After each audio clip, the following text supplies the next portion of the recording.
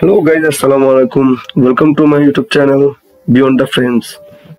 তো আজকে আমরা আলোচনা করব তামিল লেজেন্ড অভিনেতা রজনীকান্তের 2024-এর 10ই অক্টোবর রিলিজ পাওয়া ভৃত্যায়ন মুভিটি নিয়ে। ভৃত্যায়ন অর্থ হলো শিকারী বা যোদ্ধা। এখানে সুপারস্টার রজনীকান্তকে শিকারী বা যোদ্ধা হিসেবে ফুটিয়ে তোলা হয়েছে।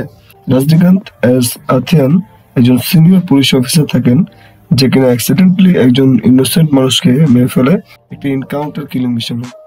তো চলুন কথা না বলে মুভিটি এক্সপ্লেন করা যাক। তার আগে বলে নিই, আপনারা যদি আমার চ্যানেলে নতুন হয়ে থাকেন তাহলে সাবস্ক্রাইব করে পাশে থাকা বেল আইকনটিতে ক্লিক করে আর অনেক মজার মজার মুভি উপভোগ করতে আমার সাথেই থাকুন। তো মুভির শুরুতেই দেখা যায় অমিতাভ বচ্চন অ্যাজ সত্যদেব, যিনি senior chief justice national human rights commission of India, Chennai NPA police একাডেমিতে ইংরেজ শাসন, আইন ব্যবস্থা এবং শিক্ষা সমাজ নিয়ে লেকচার দিচ্ছে। এরপর দেখা যায় কিছু স্কুলের ছাত্ররা মিলে তাদের টিচারের গোপন ভিডিও করে সোশ্যাল মিডিয়াতে ভাইরাল করে দিয়েছে। তো এটা দেখে সুশীল সমাজ তোলপাড় হয়ে গেছে এবং মিডিয়া জগতে ব্যাপক কথোপকথন হচ্ছে। এরপরে সিনে আসে সিনেমার আরেকটি অন্যতম character Fahad ফাসিল, the cyber Patrick. সবাই তাকে ব্যাটারি বলে ডাকে। তাকে দেখা যায় একটি গ্যাংস্টার দলকে সে চা বানিয়ে খাওয়াচ্ছে, আর গ্যাংস্টারের লোকেরা বলাবলি করছে এসপি আথিয়ান এর ভয়ঙ্কর কর্মকাণ্ডের কথা। আসলে এসপি আথিয়ান মানে সুপারস্টার রজনীকান্ত এনকাউন্টার স্পেশালিস্ট হিসেবে পরিচিত, তাই সবাই তাকে এত ভয় পায়। তো গ্যাংস্টাররা কথা বলতে বলতেই তাদের মাঝে অসাধারণ এন্ট্রি নেয় সুপারস্টার রজনীকান্ত। আর এখানে আমরা দেখতে পাই তামিল লেজেন্ড রজনীকান্তের জবরদস্ত একটি ফাইট সিন।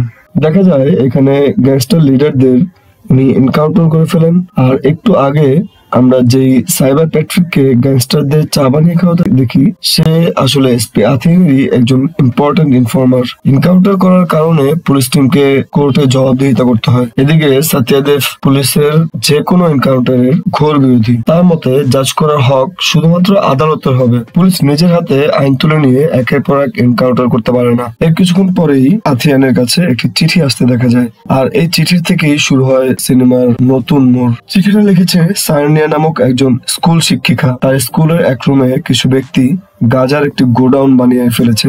এটা তার সিনিয়রকে কমপ্লেন করলে কোনো ফলাফল না পেয়ে চিঠিটা তার কাছে লিখতে হয়। এসপি আথিয়ান তার ইনফর্মার সাইবার প্যাট্রিক বা ব্যাটারিকে সেখানে পাঠায় ঘটনা তদন্তের জন্য।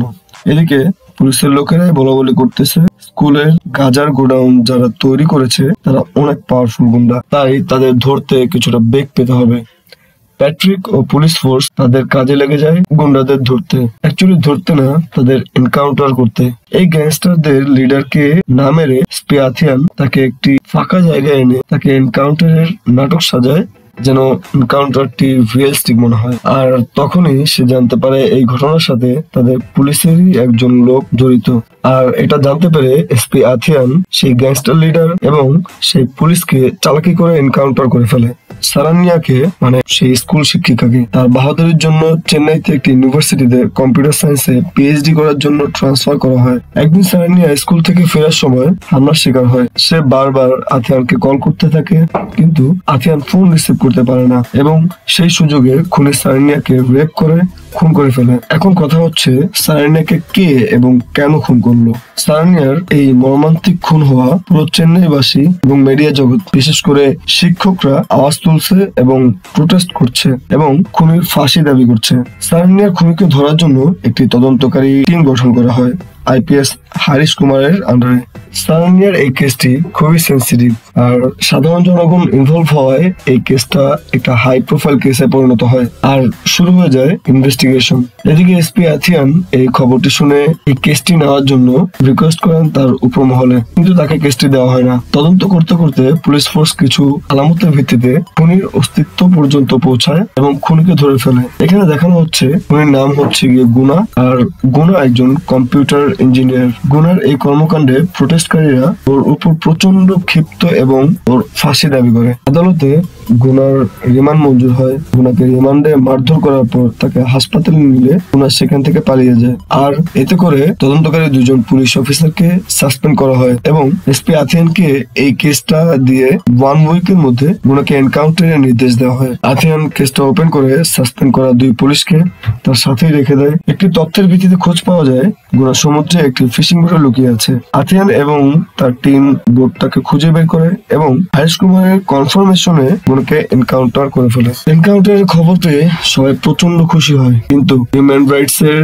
সত্যদেব এই এনকাউন্টারকে এত সহজেই মেনে নেয়নি। সত্যদেব সুপ্রিম কোর্টে এই এনকাউন্টারের ব্যাপারে কেস করে ফেলে এবং নিজে গুনার ব্যাপারে কিছু তদন্ত করতে চলে যায়। আর তদন্ত করে গুনাকে নির্দোষ হিসেবে পেয়ে থাকে। আথিয়ান বুঝতে পারে তার হাতে একজন নির্দোষ ব্যক্তির এনকাউন্টার হয়ে গেছে। সঠিকভাবে তদন্ত না করায় আথিয়ান সেই 2 পুলিশ অফিসারকে বকতে শুরু করে। তো এখন কথা হচ্ছে তারা আসল খুনিটাকে। আর এখান থেকে শুরু হয় সিনেমার একটি নতুন চ্যাপ্টার। এক প্রকার কেঁচো খুঁড়তে গিয়ে সাপ বেরিয়ে আসার মতো অবস্থা। সত্যদেব এনকাউন্টারের বিপক্ষে কথা বলে এসেছেন সবসময়। তার মতে এনকাউন্টার শুধুমাত্র সমাজের নিচু শ্রেণীর আসামিদেরই করা হয়ে থাকে। পলিটিশিয়ান বা বড় বড় রাঘব বোয়ালদের পুলিশ কখনোই এনকাউন্টার করতে পারে না। এটা সে বন্ধ করতে চায়। আথিয়ান সারানিয়ার কেস রিওপেন করে আবার ইনভেস্টিগেশন শুরু করে দেয়। আর ইনভেস্টিগেট করে জানতে পারে ভানু রেড্ডি নামক একজন কন্ট্রাক্ট কিলার সারানিয়াকে খুন করে। এই প্রথম এত বড় একজন খুনিকে ধরার পরেও আথিয়ানকে এনকাউন্টার করে না, কিন্তু ভানু রেড্ডিকে জেলে নিয়ে যাওয়ার সময় তারা যেন তাকে খুন করে ফেলে। সারানিয়াকে খুন করার পেছনে আসলে অনেক বড় একটি হাত ছিল। অনেক ইনভেস্টিগেশন করে জানা যায় সারানিয়া ন্যাট একাডেমি কোচিং সেন্টারের বিরুদ্ধে প্রোটেস্ট করেছিল। এবার বলি, ন্যাট একাডেমি হচ্ছে একটি কোচিং সেন্টার যেখানে ধনী গরিব টপ স্টুডেন্টদের অনলাইন ক্লাস করিয়ে স্টুডেন্টদের কাছ থেকে লাখ লাখ টাকা ইনকাম করে। ন্যাট একাডেমি মূলত দরিদ্র মানুষদের ব্রেন ওয়াশ করিয়ে ব্যাংক থেকে লোনের ব্যবস্থা করিয়ে তারপর তাদের ছেলে মেয়ে ভাই বোনদের পড়ানোর ব্যবস্থা করে থাকে। কিন্তু তাদের পড়ানোর স্টাইল ম্যাক্সিমাম স্টুডেন্টদের মাথা ঢোকে না, কারণ তাদের বেশিরভাগই স্টুডেন্টরাই হচ্ছে দরিদ্র এবং তারা ইংলিশটা খুব একটা ভালো বোঝে না। ন্যাট একাডেমির ক্লাসগুলো বেশিরভাগই হচ্ছে গিয়ে ইংলিশে ক্লাস নেওয়া হয়। একদিন ন্যাট একাডেমির একজন স্টাফ গুনার কাছে গিয়ে আর বোনকে কোচিং এ ভর্তি করানোর ব্যাপারে কথা বলতে যায়। গুনা তার বোনকে ব্যাংক থেকে লোন নিয়ে কোচিং এ ভর্তি করিয়ে দেয়, কিন্তু তার বোন কোচিং এর প্রেশার নিতে পারে না। ন্যাট একাডেমির এই এত বড় স্ক্যামের ব্যাপারে সারানিয়া খোঁজ পেয়ে যায় এবং নিজে নিজে এটার ব্যাপারে অনেক তদন্ত করে এবং অনেক ভিডিও ফুটেজ এবং অনেক প্রমাণাদি হচ্ছে তার হাতে পায়। এসব প্রমাণাদি পাওয়ার পরে সারানিয়া ও গুনা দুজন মিলেই ন্যাট একাডেমির বিরুদ্ধে প্রোটেস্ট করতে নেমে যায়। এরপর বলে রাখি, ন্যাট একাডেমি এর চেয়ারম্যান হিসেবে আমরা দেখতে পাই বাহুবলী এর মেইন ভিলেন রানা দাগুবাতিকে। ন্যাট একাডেমি নিয়ে ইনভেস্টিগেট করতে গিয়ে উঠে আসে চাঞ্চল্যকর তথ্য। আসলে এতদিন সবার চোখ ধরে দিয়ে আসছিল এই আইপিএস হারিশ কুমার। সারানিয়ার মূল খুনিকে লুকানোর জন্য এতদিন ওই এত নাটক এত কারসাজি করেছিল। গুনাকে এনকাউন্টারও ওই করিয়েছিল। আথিয়ান হারিশকে ধরে ফেলে এবং ওর কাছ থেকে পুরো ঘটনা জেনে রানা দাগুবাতি ন্যাট একাডেমি এর চেয়ারম্যান এর পিছনে উঠে বসে লাগে ওকে অ্যারেস্ট করার জন্য।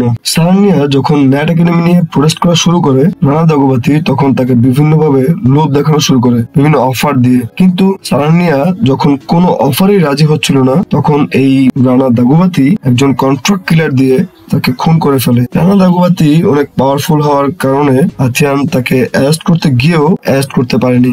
উল্টো আথিয়ানকে economic offence wing a transfer করে দেয় যেন সে এই কেস থেকে দূরে থাকতে পারে। কিন্তু আথিয়ানও জেদ চেপে বসে তাকে যেখানেই দেওয়া হোক না কেন রানা দাগুবাতি বা নটরাজকে সে অ্যারেস্ট করেই ছাড়বে।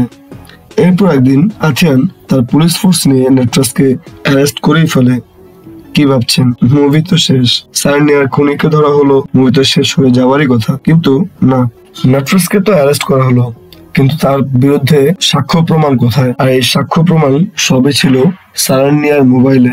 সারানিয়ার মোবাইল এতদিন খুঁজে পাওয়া যাচ্ছিল না। আর তাছাড়া গুনাকে তো দেশবাসীর সামনে রেপিস্ট এবং মার্ডার হিসেবে তুলে ধরা হয়েছিল, তাকেও তো নির্দোষ প্রমাণ করতে হবে। সারানিয়ার মোবাইল এবং নটরাজের বিপক্ষে এভিডেন্স পাওয়ার পর নটরাজের লোক আথিয়ানকে গুলি করে, আর সেই গুলিতে মারা যায় সিনেমার একটি ইম্পর্টেন্ট ক্যারেক্টার প্যাট্রিক বা ব্যাটারি। আথিয়ানের যেহেতু ছেলে মেয়ে ছিল না, তাই প্যাট্রিককে সে তার ছেলের মতোই দেখতো। সারানিয়ার মোবাইলে সারানিয়ার এই ভিডিও এভিডেন্স কালেক্ট করে আথিয়ান সোশ্যাল মিডিয়াতে ভাইরাল করে দেয় এবং নাটরাজের ন্যাট একাডেমি এর উদ্দেশ্য ফাঁস করে দেয়। নাটরাজকে জেল থেকে আদালতে নেবার সময় ভ্যান থেকে পালিয়ে যায় এবং নাটরাজকে ধরার জন্য এসপি আথিয়ান হেলিকপ্টার নিয়ে বেরিয়ে পড়ে। এরপরে শুরু হয় সিনেমার লাস্ট এবং বেস্ট একটি ফাইট অ্যাকশন সিন। আর নাটরাজকে এনকাউন্টার করার সুযোগ পেলেও তাকে এত সহজ মৃত্যু না দিয়ে তাকে গ্রেফতার করে ফেলে, আর এর সাথে সাথে ছবির গল্প শেষ হয়ে যায়। তো ভিডিওটি ভালো লেগে থাকলে লাইক, কমেন্ট এবং চ্যানেলটিতে একটি সাবস্ক্রাইব করে দিবেন। আর পরবর্তীতে কি মুভির এক্সপ্লেনেশন নিয়ে আসবো সেটা কমেন্ট করে জানিয়ে দিবেন। আল্লাহ হাফেজ।